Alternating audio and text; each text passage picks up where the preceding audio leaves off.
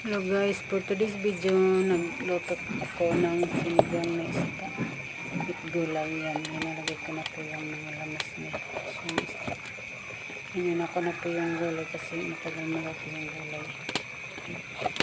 Yan po. Sinigang na isda. Sino kumakain siya dyan?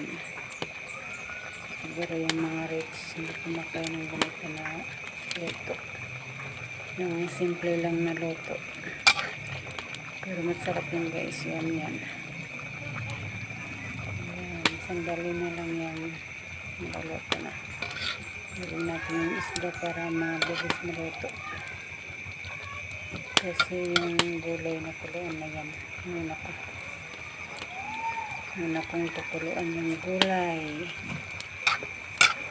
Para sabay maluto sa isda.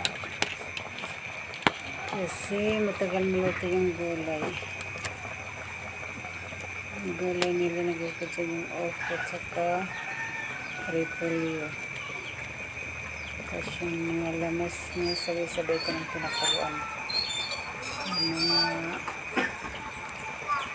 sili, labuyo, luya, saka green lemongrass.